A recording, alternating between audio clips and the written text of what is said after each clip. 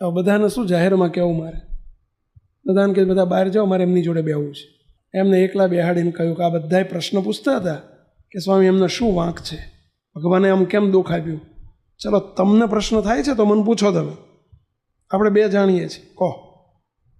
તમે એમ માનો છો ભગવાનને કંઈ ખબર નથી?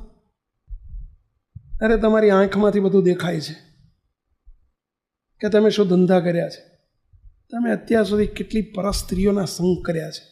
ભગવાનને સંતને તમે એમ સમજો છો કે બધું છે બધા? આ એનું પરિણામ ભોગવો છો તમે, આ એનું પરિણામ છે. પાડો ના કે વાત ખોટી છે, ચલો ના પાડો, એડો. હવે દુનિયાને ઉલ્લુ બનાવો છો, કોઈને ખબર નથી એટલે.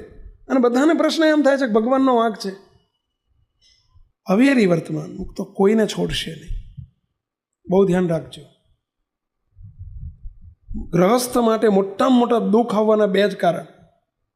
5 વર્તમાનમાં મોટામાં મોટા 2 વર્તમાન, ચોરીને અવેરી. આવશે જ, લખી રાખજો, આજે નહીં તો કાલે હેરાન થઈ જાય, કરી નાખશે.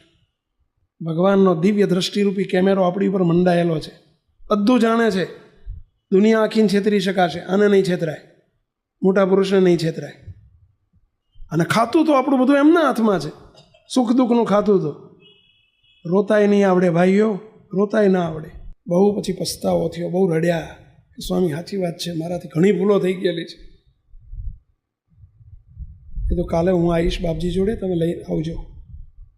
બીજે દિવસે બાપજી પાસે ગયા, બાપજીને પ્રાર્થના કરી, એમના વતી સેવકે પ્રાર્થના કરી. બાપજી એમણે ખૂબ રડ્યા.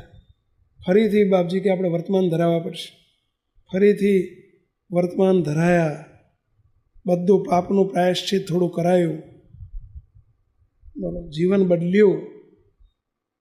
આજે કેન્સર ગયું, બોલો, કેન્સર ગયું, મહારાજે માફ કરી દીધું. આજે એ વાતને લગભગ 8-10 વર્ષ થયા. હજુ એ ભાઈ તમે જુઓ ને, રાતી રાણ જેવા છે, નખમાંય રોગ નથી, પણ હેરાન થયા થોડું. અને પ્રાયશ્ચિત પસ્તાવો થયો ને, સાચો પસ્તાવો થયો. તો કોઈ દિવસ એ લાઈને ચડશે નહીં. ગમ્યું, ખબર પડી કે આનાથી ભગવાનને સંત રાજી ન થાય. કિશોરો, યુવકો સાંભળજો, આ તમે બધા મોબાઈલમાં પછી જે જુઓ છો ને, જે ઇન્ટરનેટ ઉપર ને એના પછી પર જિજ્ઞાસા વૃત્તિ જાગે ને એનાથી ખોટી કુટેવો પડે ને પછી આપણને વિજાતિ મિત્રનો સંગ થાય ને, અને એમાંથી ક્યાં જતું રહે ખબર, ગાડું જતું રહે ખબર ના પડે, ભોગવવું પડશે, દુઃખી થશું આપણે. અને મહારાજ કુરાજી થાય, વાત જુદી છે. માટે રાજી થાય એ કરવાનું આપણા જીવનનો ધ્યેય બની જવો જોઈએ. જેમાં ભગવાન જેનાથી રાજી હોય એ કરવાનું, રાજી ન હોય નહીં કરવાનું.